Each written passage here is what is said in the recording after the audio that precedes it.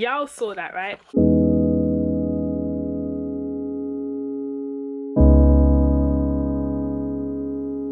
Oh my god, the time has finally come. I'm on my way back to London, baby.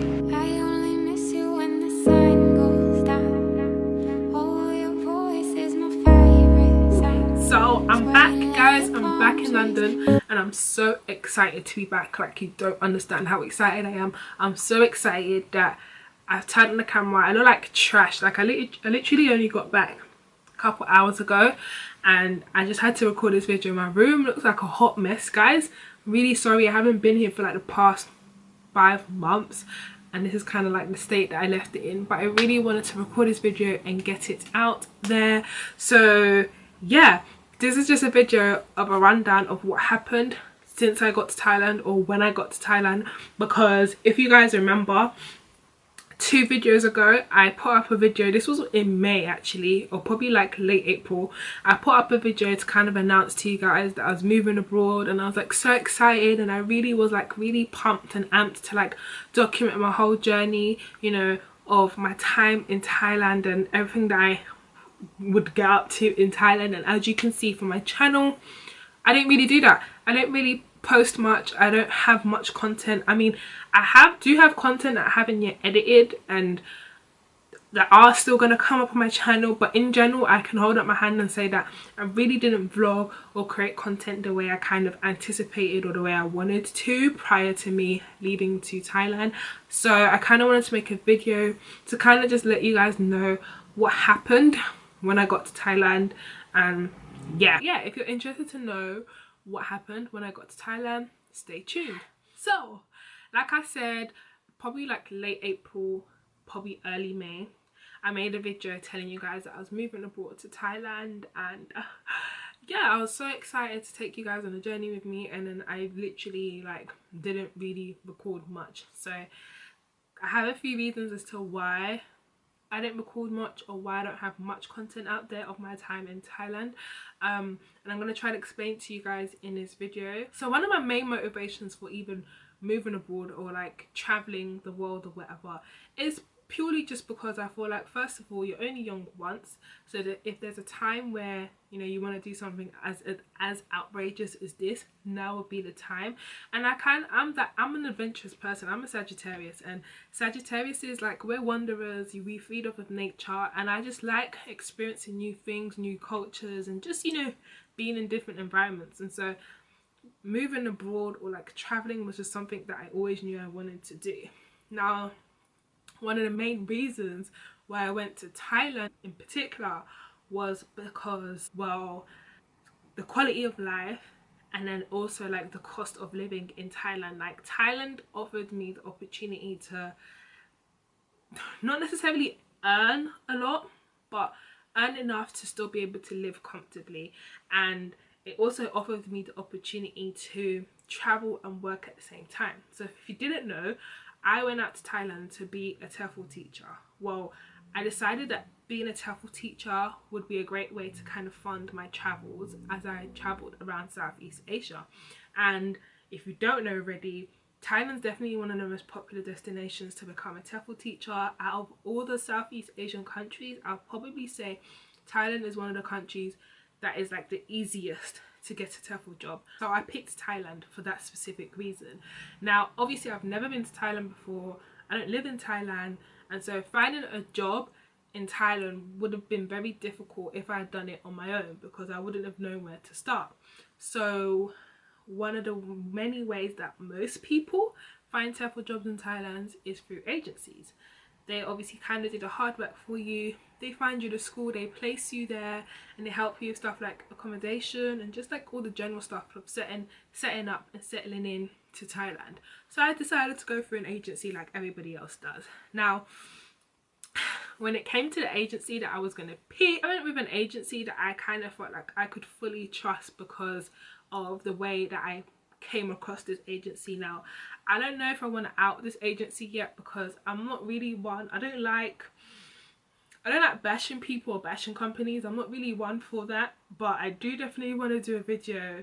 Well, I'm deciding if I want to do a video specifically about this agency, because I do want to warn people, and if I could help someone avoid going through what I went through, then why not? But for now, I'm not going to say the agency's name, but I met this agency in a way where I felt like I could completely trust them.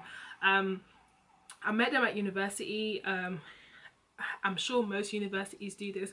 We had like a careers fairs day where loads of like agencies and companies and organizations come to a university, and they basically advertise and market their organization or whatever.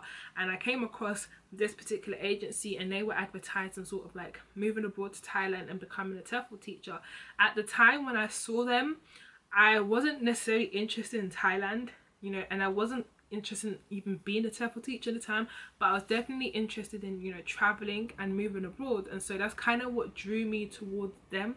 You know, I had a little chat with them, we exchanged contact details, but I never ever really thought I would ever use them.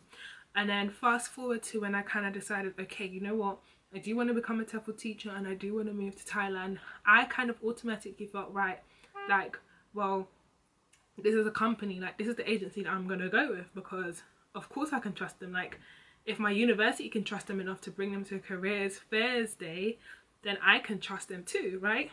So I went through with them, and to be quite honest with you, I trusted this agency so much that I didn't do any research on any other additional agencies. Like, I just didn't see how or why things would go wrong with this particular agency, and boy was I wrong. So yeah, they did everything for me. They found me the school, they found me the area, they gave me options for accommodation, and they seemed pretty much legitimate up until the point when I got to Thailand. Shit started to hit the fan.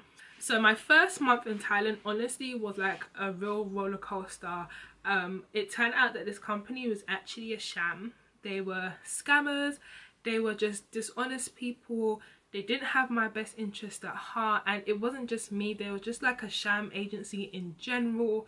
And they were just like for someone who'd never been to Southeast Asia, who'd never been to Thailand at all, and who had literally just packed up her whole life and moved across the world, to have to deal with such a shambolic agency, it was really tough, and it was kind of scary. It was quite frightening because I was out there all alone. I didn't know anyone, I don't have family out there, you know, and this was like completely new territory for me. Like, I'd never been to that side of the world before, and I kind of felt alone because, you know, I felt deceived and I felt really scared, and I kind of started to question why I was doing this. Is this the right thing for me to be doing? Because honestly, this is not what I pictured, this is not what I envisioned. And yeah, I kind of was going through it with them for the first month, and this was like between May and June. So between May and June I was just dealing with a lot. And so of course I did vlog a few times here and there. I picked up the camera and I did try to vlog, and I tried to be happy, but it just wasn't happening. I genuinely wasn't happy, and I genuinely didn't know what the next steps were for me. But at some point towards the end of the month, so towards the end of May, I kind of decided that I had to leave. Like, this wasn't for me, it wasn't going to be for me, as in I can't stay with this particular agency because they're just rip-offs. They're a sham company basically. And I was like, no, I'm not going to stay here. So yeah, at the end of that month I collected my paycheck. These guys tried to blackmail me. Actually, they tried to blackmail me and hold my salary. They just tried to do so much things to try and trap me, but me being the law graduate that I am, I found loopholes and I found my way out of that bullshit. I got my salary for that month, and I basically just decided, like, well, it's either two things. It's either I find myself a new job or I move back to London. So I remember my last day at that agency was on like a Friday, and I booked myself an Airbnb from that Friday to Sunday, and I kind of just said, well, look, it's either I'm going to find a job between now and then, or I'm on the plane back home basically. And yeah, so that was like my first hurdle in the road. The agency was a sham, and I was just going through so much with them. Luckily I found myself a new agency who I'm still currently with. So I'm still living in Thailand actually. I'm back in London, but I'm only back in London for a month. I am going back to Thailand. So yeah, I found myself a new agency. And in general, if you're a Tefl teacher or you're planning on becoming a Tefl teacher in Thailand specifically, what you will find is that most of the agencies, if you decide to go through an agency anyway, are going to be quite shambolic. They're all going to be quite disorganized. Half of the time they're not going to know what they're doing. But in terms of like, there's definitely a hierarchy, and there's just some that are just more shambolic than others. And currently I'm very content with the agency that I'm with. Honestly, I feel like they're probably one of the best in they're probably one of the best in Thailand. They still come with their faults. They're definitely like not super organized or whatever, but compared to the agency that I was with before, I'm definitely more happier.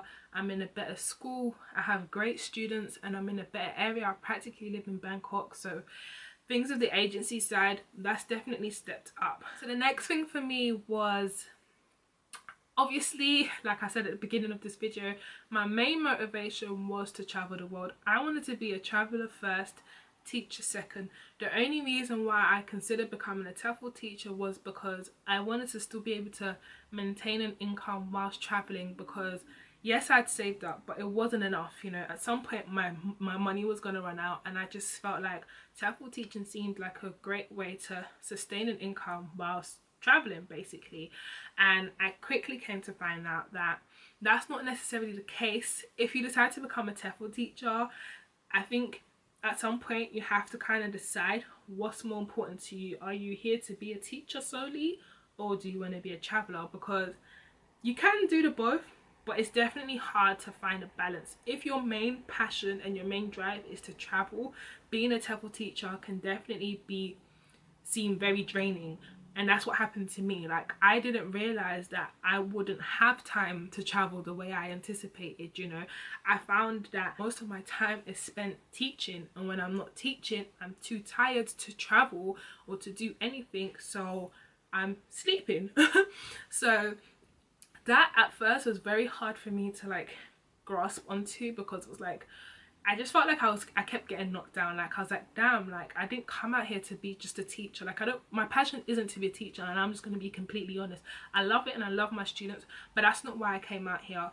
And, you know, I came out here to travel, and I just felt like I wasn't being given the opportunity to do that. And I didn't realize, you know, because when you go on YouTube and when you look at things, because I did so much research before doing all of this, but when you go on YouTube and stuff, people who are Tefl teachers make it seem so easy, and it might be for them, but for me it's definitely not been the case. I've definitely found that it's like teacher first, traveler second. And to be quite honest with you, within the past 5 months that I've been in Thailand, I haven't traveled that much, and that's just the honest truth. I have not traveled that much. I've only traveled outside of Thailand once, you know, since being there, and that's not how I anticipated. I kind of anticipated traveling every weekend, you know, going to see great places every other day and whatnot, and that kind of wasn't the case. And so that kind of knocked me down, you know. First it was like a bad agency, now it's like I'm not even out here doing what I came out here to do, you know. And I just, at some point I was starting to feel like, well, technically I'm just doing the same thing here that I was doing in London. The only difference is I'm living abroad and doing it, you know. At some point I was kind of feeling like, should I just go back home? I might as well go back home, work and travel when I have holiday, because that's technically what I'm doing here, you know. So yeah, that was like really hard for me to deal with. So yeah, even when I did get the chance to like travel and go places, I didn't really want to vlog because I wasn't feeling it. I wasn't feeling in the right mind frame to pick up the camera and vlog. It just felt a bit too forceful and a bit too fake, and I didn't want to put that type of content out onto my YouTube channel. So yeah. Other thing is, Thailand is racist. I'm just gonna say it plainly and bluntly. Thailand is a racist country. The thing that irks me or confuses me is, like I said, I did a lot of research before I went out and before I done this, and the reason why I picked Thailand out of all the other Southeast Asian countries was because everyone always had nothing but good things to say about Thailand. Thailand's a land of smiles, Thailand's great, Thailand's beautiful, this and that. And don't get me wrong, Thailand as in the country itself, what you can see with your eyes, as in the landscape of the country, is beautiful. However, the people are not. And I don't want to generalize because it's not everyone, but honestly, since being in Thailand, I have probably been subjected to racism at least every other day, you know. And I'm gonna probably make like a whole separate video and actually like probably do like a story time for you guys and tell you about all the times where I've, you know, been subjected to racism. But this is the first time in my life where I've been openly subjected to racism. Like, I've come to the realization that as black people, no matter where we go, we will always be subjected to some form of racism. It's just that's just it. Nobody likes us, you know. But even in London, like, I've definitely been subjected to racism, like in the workplace, or, you know. But I've found that more times, especially Londoners, they're more subtle with it. They're not really out there with it, my experience anyway. So coming to Thailand and just seeing people be openly racist, it's definitely a new experience for me. It's definitely something I haven't experienced before in my life, and I'm still trying to learn how to deal with it. And it's definitely draining. It definitely makes you feel down. Basically, it makes you feel like, what's wrong with me? Like, why do you hate me so much? Like, what is it about the color of my skin that's making you treat me the way you're treating me, you know? And it kind of really annoyed me that today, like, that I've never actually seen anyone speak about it. Like, I just don't understand why no one's ever mentioned how racist Thailand is, because Thailand is a very racist country, and it confuses me why this was never like this had never been mentioned. And then I realized that the reason why is because most people, especially people of color that come to Thailand, most of them come as tourists. And to be quite frank with you, what you experience as a tourist will be completely different as what you experience as someone who's come to the country to be a working citizen, you know. So yeah, that's kind of like what's been happening since I got to Thailand.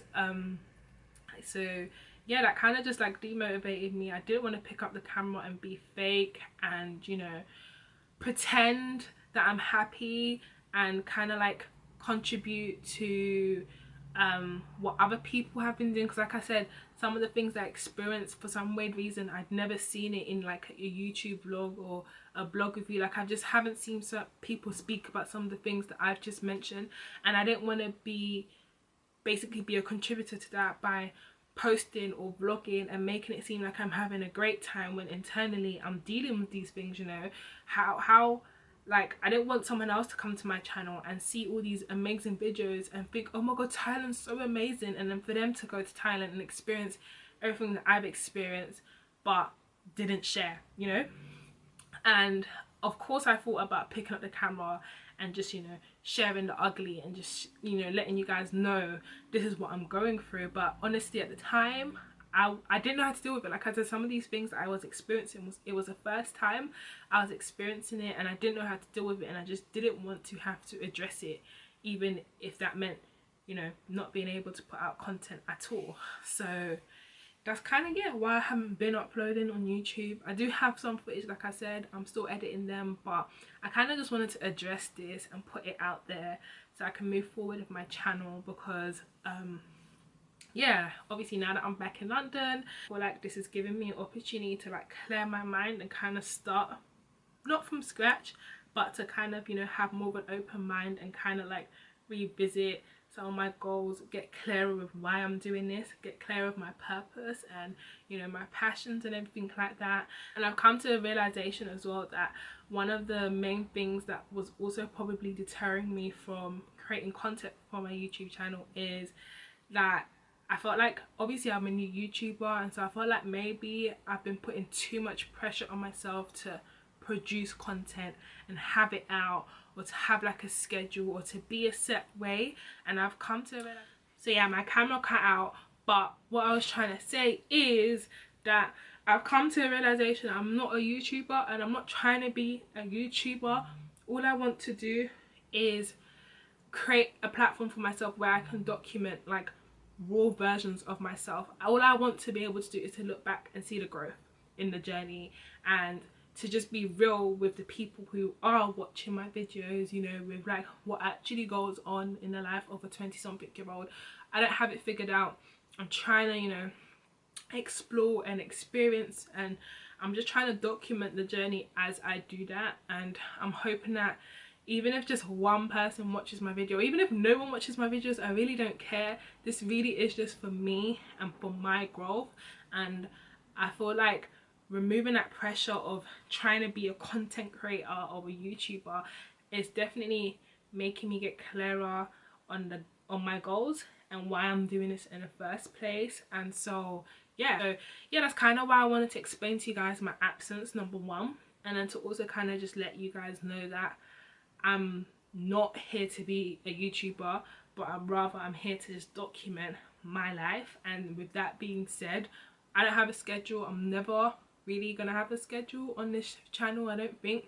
I'm more just gonna post when I feel like to, you know, when I have something to document, when I feel like, okay, I'm documenting, and it's gonna go out whenever. Basically, I don't want to set myself a schedule and be like every Tuesday I must upload, because that's when you start to become, is it inauthentic or unauthentic? Inauthentic. It can't be inauthentic. Unauthentic. You know, you start to create content just for the sake of creating, because you know you need to put out a video on a set date. Whereas I feel like trying to like removing that pressure from myself and understanding that I'm not here to be a content creator or a YouTuber, but rather just to document my life, definitely will allow me to be creative in the way I want to be, number one, will allow me to be authentic, number two, and will allow me to just give you guys the raw, like the real tea. So yeah guys, I really hope you don't mind. If that's your style and you rock with that, then definitely subscribe if you haven't already. But yeah guys, I'm so excited. Do expect content on my channel. I haven't given up YouTube. I just need to get clever with myself and be real with myself as to who I'm trying to be. And so now that I'm, you know, in a better mind space and whatnot, I'm ready to create this content for you. And like I said, I still live in Thailand. I haven't left Thailand completely. I'm only here for a month. I will be going back to Thailand, and I do plan to embark and really, you know, conquer what I originally went out to Thailand to do, which was to take advantage of traveling around Southeast Asia. So yeah, for now I think that's it. I hope you enjoyed this video, and if you haven't already, click the subscribe button and subscribe to your girl. And if you don't want to subscribe, that's fine, so but yeah, I hope to catch you guys.